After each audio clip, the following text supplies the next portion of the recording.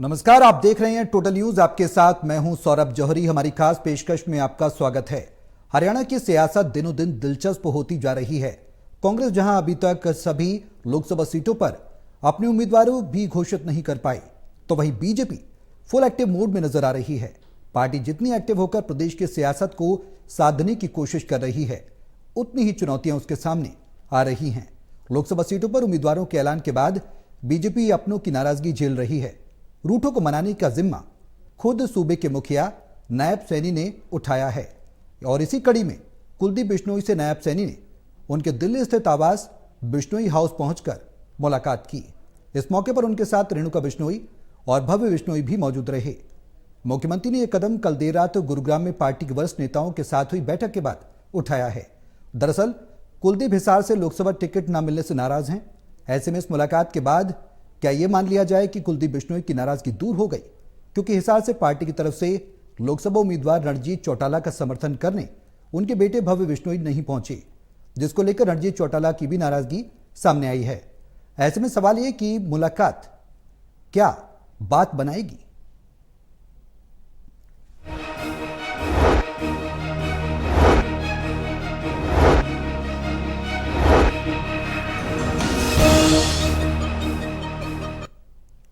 तो पार्टी में रूठों को मनाने की जो जुगत है वो लगातार देखने को मिल रही है। अनिल विज की नाराजगी, रामविलास शर्मा की नाराजगी और कुलदीप बिश्नोई की नाराजगी तो जब से टिकट उम्मीदवार घोषित किया है लोकसभा का हिसार से बीते 24 की बात करें तो आज 1 महीना हो गया है और किसी भी वो कार्यक्रम हो, रैली हो, उसमें नहीं पहुंचे हैं।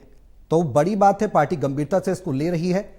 अब क्या समर्थन मिलेगा, क्या साथ मिलेगा। हालांकि कुलदीप बिश्नोई ये कह चुके हैं कि वो नाराज नहीं हैं और 10 की 10 सीटें लोकसभा की वो प्रधानमंत्री मोदी की झोली में डालने का काम करेंगे। इस बीच नायब सैनी ने मुलाकात की है। क्या इस मुलाकात से बात बनेगी? तमाम सवाल हैं। पार्टी को कितना फायदा होगा? क्या जो रूठे हुए हैं वो मान जाएंगे? इन सभी सवालों का जवाब तलाशेंगे। हमारे सहयोगी हमारे साथ मौजूद हैं। हिसार से एसोसिएट एडिटर हैं डॉक्टर महेश कुमार, पानीपत से एसोसिएट एडिटर हैं देवेंद्र कथुरिया और वरिष्ठ पत्रकार वीरेंद्र सोनी जी भी हमारे साथ इस चर्चा में शामिल रहेंगे।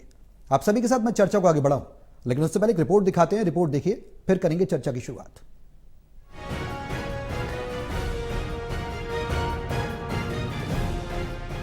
बीजेपी रूठों को मनाने में जुट गई है और ये तस्वीर उनकी हकीकत को बयां कर रही है। इसका जिम्मा सीएम नायब सैनी ने उठाया, जो दिल्ली में कुलदीप बिश्नोई के आवास पर उनसे मिलने पहुंच गए। जिस वक्त सीएम नायब सैनी कुलदीप बिश्नोई से मिलने पहुंचे, उस वक्त भव्य बिश्नोई और रेणुका बिश्नोई घर पर मौजूद थे। हरियाणा लोकसभा चुनाव में बीजेपी के उम्मीदवारों को उतारने के बाद से ही कुलदीप बिश्नोई नाराज चल रहे थे। इसके पीछे एक बड़ी वजह ये रही कि वो खुद हिसार सीट से चुनाव लड़ने की तैयारी में जुटे थे, लेकिन पार्टी ने रणजीत चौटाला को मैदान में उतारा। हाल ही में हिसार लोकसभा सीट पर हुए एक कार्यक्रम में बिश्नोई परिवार से कोई शामिल नहीं हुआ। इस बात को रणजीत चौटाला ने आला कमान तक पहुंचाया। Kuldeep Bishnoi social media platform पर भी नाराजगी जाहिर कर चुके थे। हालांकि इस मुलाकात के बाद अब उम्मीद लगाई जा रही है कि सारी सुरेंद्र जी आज हमारे पास बड़े लंबे समय से मैं इनसे प्रार्थना कर रहा था कि भाई हमारे घर भी कभी खाना खा जाओ, तो आज ये भोजन के लिए इनका मैं आभार व्यक्त करता हूँ। और बाकी एक बड़ी अचंभी वाली बात है कि आप लोग मीडिया वाले लिखते हो कुलदीप नाराज है, भव्य नाराज है, तो मैं तो कभी मेरे मुंह से लगा आपको मैं नाराज हूँ, बल्कि हम तो रोज लिख रहे हैं। हम तो भारतीय जनता पार्टी नहीं हुए तो हम या तो कुलदीप बिश्नोई नॉमिनेशन पे नहीं आए या कहीं नहीं है। कोई नाराजगी नहीं है, पूर्ण रूप से भारतीय जनता पार्टी के साथ है। बढ़िया तरीके से हिसार लोकसभा है या कोई लोकसभा है, भारतीय जनता पार्टी का साथ देंगे और 10 सीटें हम भारतीय जनता पार्टी जिता के एक झोली में डालेंगे मोदी जी।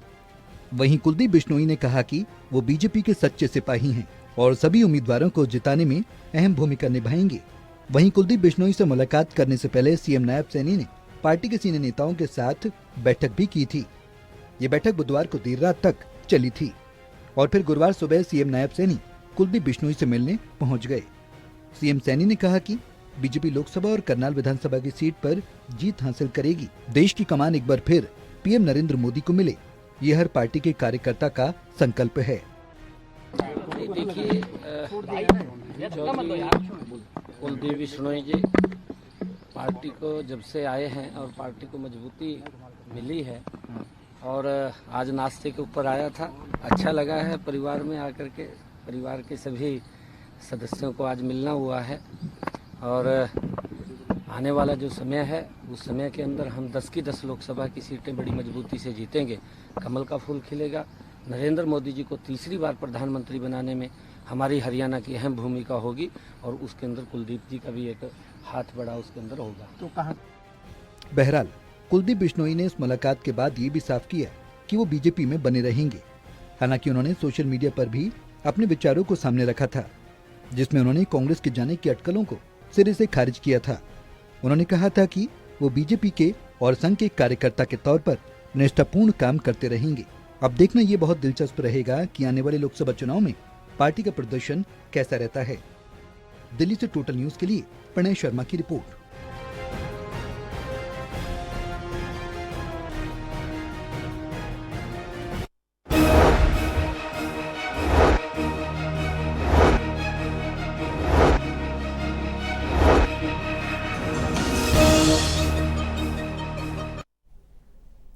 तो रूठों को मनाने की मुहिम पार्टी के अंदर चल रही है। खुद जिम्मा सीएम नायब सैनी ने अपने हाथों में लिया है। ये कमान अपने हाथों में लिए, कहना गलत नहीं होगा।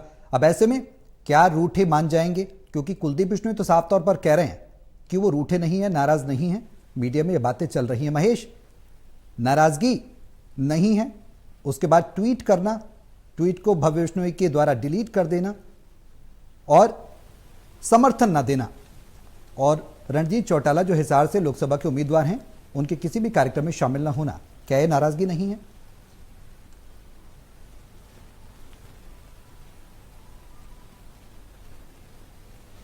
देखिए, राजनीतिक आदमी की जिंदगी में कुछ भी अगर गलत होता है तो उसकी जिम्मेदारी मीडिया की होती है। अब अगर नाराजगी का जिक्र मीडिया ने कर दिया तो ये जिम्मेदारी भी मीडिया पर डाल दी गई कि आप गलत तरीके से पेश कर रहे हैं। मैं तो कभी नाराज था ही नहीं। अगर नाराज नहीं थे तो फिर रणजीत चौटाला जब आदमपुर विधानसभा क्षेत्र के अलग अलग इलाकों में जा रहे थे, जब भव्य बिश्नोई की फोटो साथ लगाकर वो अलग अलग कार्यक्रमों तक पहुंच रहे थे, तो भव्य बिश्नोई वहां मौजूद क्यों नहीं थे? और अगर भव्य बिश्नोई मौजूद ना भी हो, कम से कम कुलदीप बिश्नोई समर्थक जो है वो वहां पर मौजूद नजर आने चाहिए थे। लेकिन अब तक भी किसी भी कार्यक्रम में, रणजीत चौटाला के किसी भी कार्यक्रम में कुलदीप बिश्नोई समर्थक जो चेहरे पहचाने जाते हैं, कुलदीप बिश्नोई के आवास के आसपास देखे जाते हैं, और कह सकते हैं कि हरियाणा जनहित कांग्रेस या उससे भी पहले कांग्रेस पार्टी, जब स्वर्गीय चौधरी भजनलाल का सुनहरी वक्त था, उस वक्त भी जो चेहरे वहां पर देखे जाते थे, ये तमाम चेहरे नदारद क्यों थे?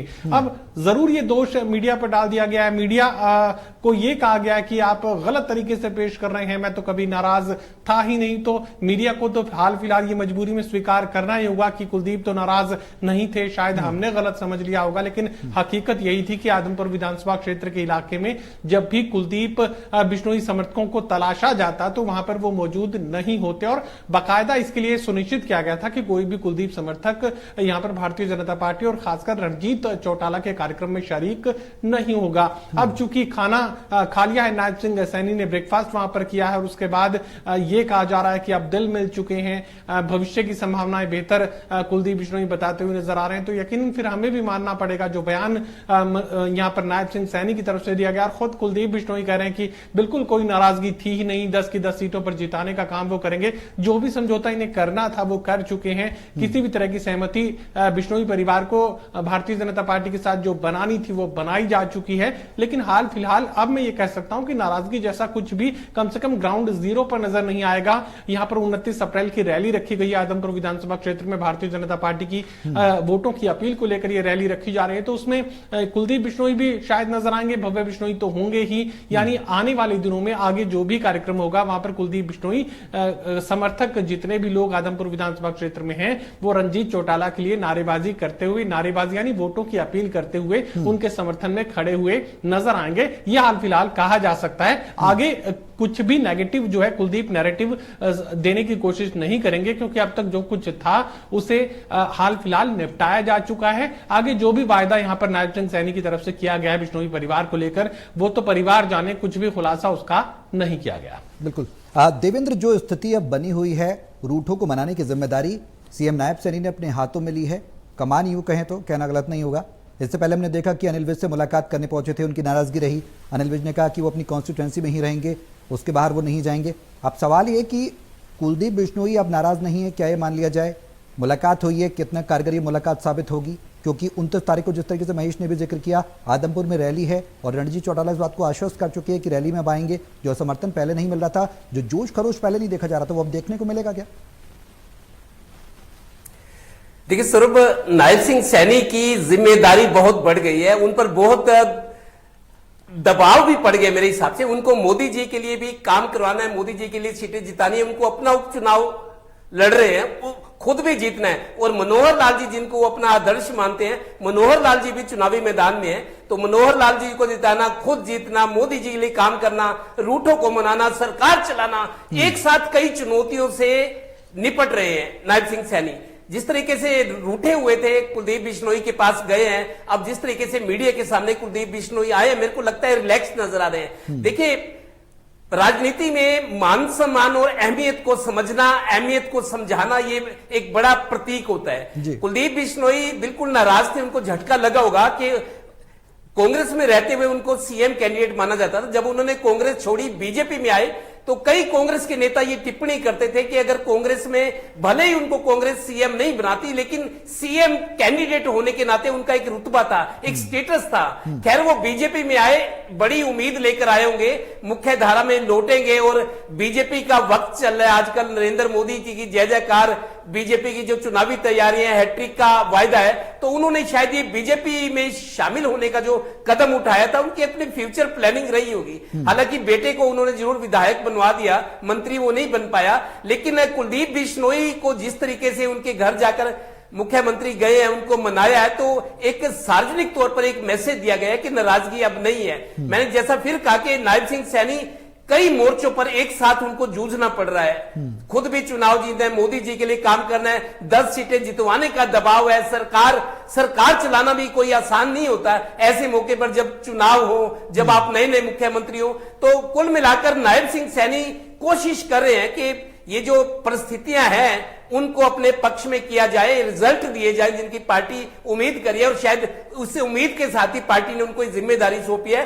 प्रदेश अध्यक्ष के साथ और मुख्यमंत्री की। कुलदीप बिश्नोई के यहाँ रैली रखी गई है, 29 अप्रैल आ गई, जिस दिन 29 अप्रैल से नामांकन होना है, तो कुलदीप बिश्नोई को भी पता है कि भीड़ नहीं रही, रैली का इंपैक्ट अच्छा नहीं गया, तो फिर मीडिया के निशाने पर फिर वो रहेंगे। तो मेरे को लगता है बात बन गई है, भले ही कोई उनको पुचकारा गया हो, आश्वासन दिया गया हो कि समय की नजाकत को समझा जाए, आपके लिए भी कुछ किया जाएगा, क्योंकि विधानसभा चुनाव अभी आने हैं। तो कुल मिलाकर मेरे को लगता है ये डिफरेंसेस खत्म होते लग रहे हैं। अनिल विज को भी मिलकर आए थे, उससे पहले मनोहर लाल होली मनाकर आए थे, तो रूठे को जो रूठे हैं, कम से कम अपने क्षेत्र में तो उनका प्रभाव है, वोटों का समय है, मोदी जी का एक बड़ा टारगेट लेकर चल रहे हैं। तो कुल मिलाकर मेरे को लगता है गलतफहमी अब दूर हो रही है। वीरेंद्र जी, जो गलतफहमियों का जिक्र देवेंद्र कर रहे हैं कि वो दूर होती नजर आ रही है, महेश भी कह रहे हैं कि नैरेटिव जो नेगेटिव सेट करने की कोशिश कुलदीप बिश्नोई की तरफ से नहीं की जाएगी। और सवाल ये कि गुरुग्राम में देर रात पार्टी के वरिष्ठ नेताओं की बैठक भी हुई थी, उस बैठक के बाद सीएम नायब सैनी पहुंचे, उनसे मुलाकात की कुलदीप बिश्नोई से। मान लिया जाए, क्योंकि ऐसा लग भी रहा है कि पार्टी के नेताओं की नाराजगी को जो नेतृत्व, शीर्ष नेतृत्व, वो गंभीरता से ले रहा है।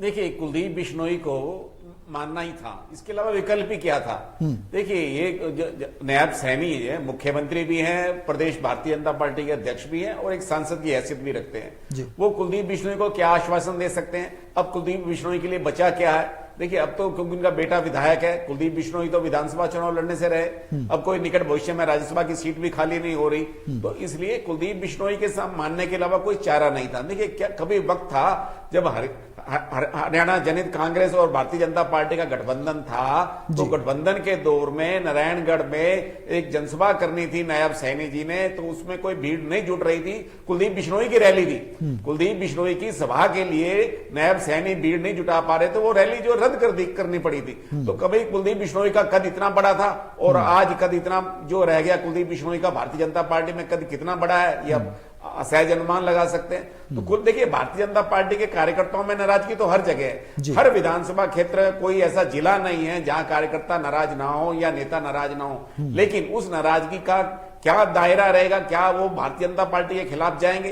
तो पार्टी के खिलाफ तो जाने से रहे, लेकिन चुनाव में अनमने मन से काम करेंगे कि पार्टी के खिलाफ तो वोट डालेंगे नहीं, ना ही कोई ऐसा बयान देंगे जिससे पार्टी के लिए मुसीबत खड़ी हो। लेकिन एक बात तो है, जो उत्साह का वातावरण था, जो वातावरण 2014 में था, आज वो 2024 में नहीं है। उसका कारण है, देखिए, जो राज्य सरकार की नेगेटिविटी है, सरकार की जन विरोधी जो एक भावना बनी हुई है, वो भी उजागर है, और जो वहां क्षेत्रीय सांसद रहे हैं या विधायक रहे हैं, उनके खिलाफ भी रोष है। तो भारतीय जनता पार्टी को दोहरी जो है इस चुनौती का सामना करना पड़ रहा है। लेकिन एक बात निश्चित है कि चाहे वो कार्यकर्ता हो चाहे नेता हो, लेकिन भारतीय जनता पार्टी के खिलाफ जाएगा ऐसा नहीं है। लेकिन नाराजगी के कारण है कि वो अपना घर बैठ जाएगा, लेकिन वोट खिलाफ नहीं डालेगा, ना ही दूसरों को प्रेरित करेगा। इसलिए कोई जो नाराजगी होगी, इससे पार्टी को कोई ज्यादा नुकसान होने वाला नहीं है। जी वीरेंद्र जी, कुलदीप बिश्नोई एंड फैमिली का क्या जो समर्थन अब मिलेगा? जिस तरीके से महेश ने भी जिक्र किया कि 29 अप्रैल को आदमपुर में रैली है, रणजीत चौटाला भी ये कह रहे हैं कि वो रैली में आएंगे, नाराजगी नहीं है, अब कोई ऐसी बात नहीं है।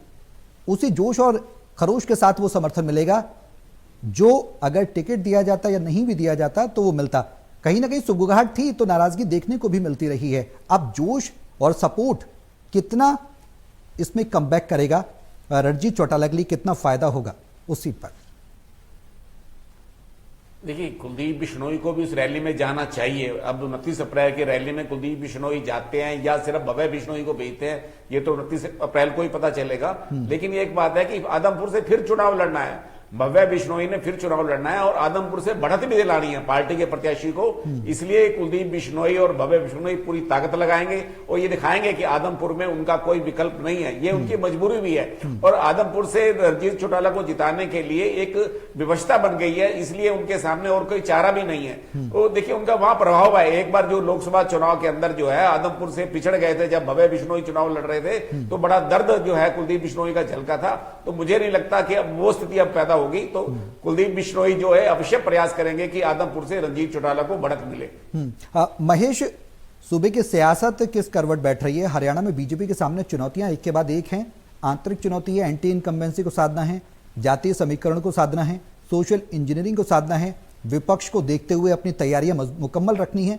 ऐसे में कुमारी शैलजा से जब आपने बातचीत की तो उन्होंने भी कहा कि जनता हरियाणा की मन बना चुकी है, नाराजगी दूर होने से कोई फर्क नहीं पड़ने वाला।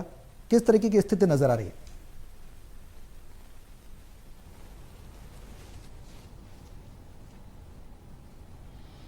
देखिए वीरेंद्र जी जो जानकारी दे रहे थे मैं उसी को आगे बढ़ाने की यहां पर कोशिश करूंगा। भारतीय जनता पार्टी के वर्कर में निराशा है। जो थैला उठाने वाले लोग हैं, राजनीति की भाषा में थैला उठाने वाले लोग कहे जाते हैं, वो अपने तो वोट डालते ही हैं, दूसरे वोटों का बंदोबस्त भी ये थैला उठाने वाले लोग करते हैं। लेकिन ये खुद का वोट डालेंगे और पार्टी के लिए आगे कोशिश नहीं करेंगे तो यकीनन फिर भारतीय जनता पार्टी को कहीं ना कहीं कमी, यानी वोटों में कमी तो झेलनी पड़ेगी ही।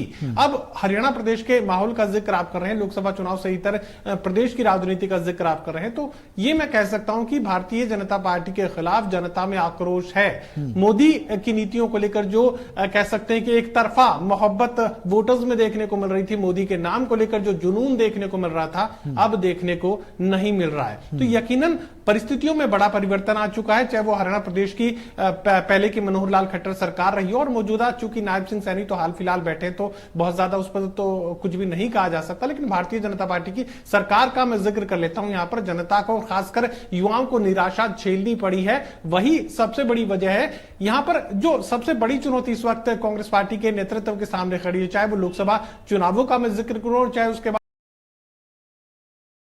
चुनावों का मैं जिक्र करूं। यहां पर जनता कांग्रेस पार्टी को वोट देना चाहती है, लेकिन क्या कांग्रेस पार्टी के नेता वो वोट लेना चाहते हैं, ये सबसे बड़ा सवाल है। अगर लोकसभा चुनाव के उम्मीदवारों का सही चयन कांग्रेस पार्टी के नेता अगर कर पाते हैं तो फिर उसके बाद जो एक खेल है, जो कह सकते हैं कि चुनावी गणित है, बिल्कुल अलग तरीके का देखने को मिलेगा। लेकिन अगर गलत चयन उम्मीदवारों का कांग्रेस पार्टी ने लोकसभा चुनावों को लेकर किया तो फिर यह मानकर चलिए कि नैया डूब जाएगी और उसके बाद विधानसभा चुनावों को लेकर कांग्रेस पार्टी चाहे कितनी भी ताकत लगाए, उसके बाद बहुत ज्यादा जो है परिवर्तन लोगों के सोच में नहीं देखने को मिलेगा। उसके बाद भारतीय जनता पार्टी अपर एज पर आ जाएगी। यहां पर कांग्रेस पार्टी वोट लेने के लिए तैयार हो, एकजुटता दिखाने के लिए तैयार हो, यहां तो घमासान की स्थिति बनी हुई है और कह सकते हैं कि एक दूसरे के टकराव के जो हालात है वो यहां पर देखने को मिल रहे हैं। और जिक्र में भारतीय जनता पार्टी का करूं तो यहां पर देखिए एक एक सीट को साधने के लिए जो सीटें खतरे में है उनकी पहचान कर ली गई। खतरे में क्यों है वो कारण पहचान लिए गए, खतरा दूर कैसे हो सकता है उस पर काम शुरू कर दिया गया। लेकिन अगर इससे इतर कांग्रेस पार्टी के हालात को समझने की कोशिश की जाए तो यहां पर हो सकता है कि एक दूसरे को हरवाने में पूरी ताकत ये बड़े नेता लगाते हुए नजर आए, ये भी हो सकता है। और भारतीय जनता पार्टी एक एक सीट को जिताने के लिए उनका मुख्यमंत्री अपने नाराज नेता को मनाने के लिए उनके घर तक जा रहा है, ये बड़ा परिवर्तन है। देवेंद्र, मुख्यमंत्री दर तक पहुंच रहे हैं और नेताओं को मनाने के लिए बड़ी बात है, और पार्टी को एकजुट करना, कहते हैं कि घर परिवार में भी जो बड़े ओहदे पर होता है, जो घर का सबसे वरिष्ठ होता है, उसके ऊपर जिम्मेदारी होती है कि पूरे परिवार को वो लेकर चले। तो इस तरीके से नायब सैनी में वो देखने को मिल रहा है। जो एक्सरसाइज ये की जा रही है प्रदेश स्तर पर लोकसभा चुनाव को देखते हुए, और साथ ही आगे विधानसभा चुनाव हैं, उसमें भी कहीं ना कहीं रणनीति बनाएगी, क्या वो काफी है, पर्याप्त है?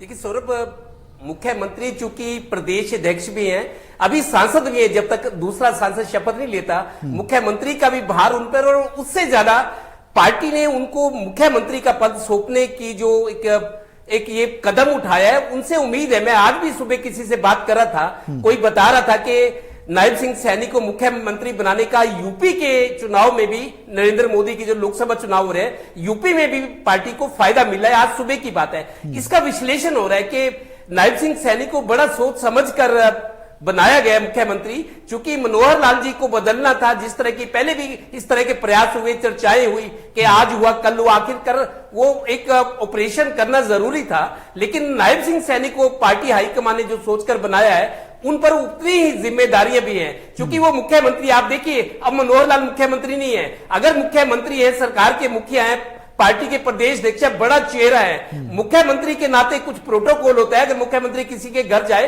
तो उसी तरह का ट्रीटमेंट मिलता है, और जिनके घर जाए उनको लगता है कि मुख्यमंत्री आए हैं, तो उनका उस तरीके से मान सम्मान, उनकी इज्जत रखना, उनकी बात मानना, ये होता है। तो अब कुलदीप बिश्नोई भी जिस तरीके से उनके घर गए हैं नायब सिंह सैनी, वो मान गए हैं, उनके चेहरे से लग रहा है कि कोई गलत फहमी थी, दूर हो गई। तो यहां से तो जो रूठों को मनाने का जो एक नया कदम उठाया पार्टी ने, और मुख्यमंत्री को भेजा जा रहा है। अनिल विज के यहां भी गए थे, मेरे को लगता है वो प्रयास रंग लाता नजर आ रहा है। एक मोर्चे से जो चुनौती थी उसको निपटने के बाद उनको ध्यान दूसरी जगह देना है। उपचुनाव जो है करनाल का, नायब सिंह सैनी का, कई तरह की बातें सुनने को आ रही है कि शायद नायब सिंह सैनी के लिए चुनाव मुश्किल ना कर दिया जाए। विपक्ष भी अपनी रणनीति बना रहा है। विपक्ष किस तरीके से नायब सिंह सैनी, चूंकि नायब सिंह सैनी ने वो मुख्यमंत्री है, उनको हराने के लिए या उनसे विपक्ष ना जीत पाए, दोनों तरफ से रणनीति चल रही है। तो नायब सिंह सैनी के सामने एक तरफा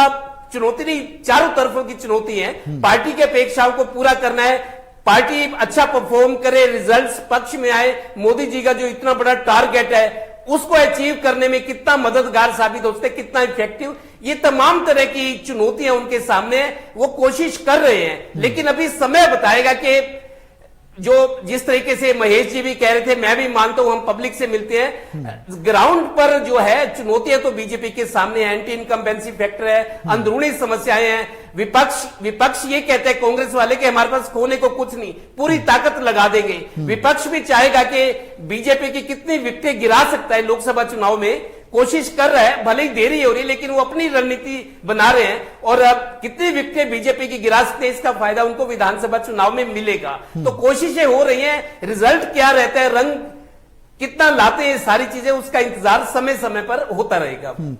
वीरेंद्र जी, जो मुलाकात हुई है आज नायब सैनी की कुलदीप बिश्नोई से, उस मुलाकात की प्रमुख तौर पर मायने ये है कि नाराजगी को दूर करने के लिए मुलाकात हुई है। आगामी चुनाव में जो रणनीति है बीजेपी की और किस तरीके की देखने को मिलेगी, क्योंकि एक के बाद एक कई नेता पार्टी से नाराज चल रहे हैं। एक चुनौती ये है, प्रमुख चुनौतियों में अगर मुख्य तौर पर 2 से 3 चुनौतियों की हम बात कर लें तो पार्टी के सामने कौन कौन सी चुनौतियां आप देखते हैं कि पार्टी उनके सामने पेश आ रही है और उससे पार्टी को निकलना होगा, उबरना होगा?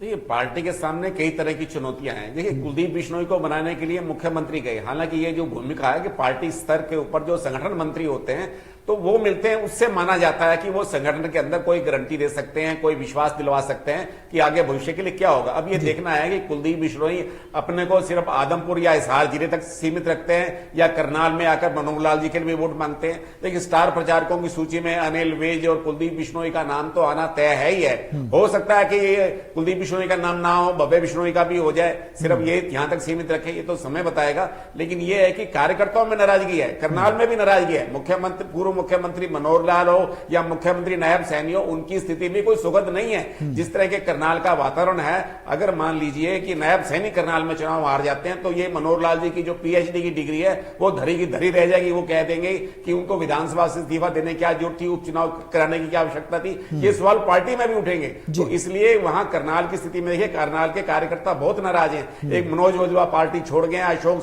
सुखीजा ने अपनी मन की बात सोशल मीडिया पर लिखी है, राकेश नागपाल हैं भारतीय जनता पार्टी के 10 साल से बड़े वरिष्ठ कार्यकर्ता, चाहे जगमोहन आनंद हो, चाहे हाँ जगमोहन आनंद अवश्य मुख्यमंत्री जी के साथ और पूर्व मुख्यमंत्री के साथ लगे हुए हैं, लेकिन उनके अंदर अंदर नाराजगी इस बात को है कि करनाल की सीट जो है ओबीसी को दे दी गई, मतलब विधानसभा चुनाव के लिए जो पंजाबी बहुल्य थी। तो इस तरह हर जो कार्यकर्ता कहीं ना कहीं अपने ढंग से पीड़ित है, प्रताड़ित है, तो उसका समाधान करने के लिए जो संगठन मंत्री होता है उसकी प्रमुख भूमिका रहती है। अब संगठन मंत्री कैसे कार्यकर्ताओं की नाराजगी को दूर करते हैं, क्योंकि जब सत्ता में भागीदारी नहीं मिली, सत्ता में मान सम्मान नहीं मिला, तो आप क्या आश्वासन देंगे? जो कार्यकर्ता कहते हैं 10 वर्ष तक हमने आपको देख लिया, अब आप क्या सम्मान देंगे? तो पार्टी के लिए इतना सरल नहीं है ये। बिल्कुल। और ऐसे में पार्टी इस चुनौती से किस तरीके से पेश आएगी, क्योंकि लगातार एक बड़े स्तर पर एक्सरसाइज की जा रही है, कोशिशें लगातार जारी हैं। अब देखना होगा कि फायदा इन कोशिशों का कितना मिलता है। बहुत शुक्रिया आप सभी का हमारे साथ इस चर्चा में शामिल होने के लिए। तो रूटों को मनाने की भरपूर कोशिश की जा रही है। रूटे कितना मानेंगे, कितना फायदा पार्टी को मिलेगा, ये बड़ा सवाल है। लेकिन सीएम नायब सैनी की जो कोशिश है वो पार्टी को एकजुट करने की है। बड़ी चुनौतियां उनके सामने भी हैं, किस तरीके से वो उन चुनौतियों से पार पाएंगे ये देखने वाली बात होगी। और पार्टी को एकजुट करना भी एक बड़ी बात है, उसका फायदा आने वाले चुनाव में कितना मिलेगा ये भी देखना होगा। मेरे साथ इस खास पेशकश में अभी के लिए बस इतना ही।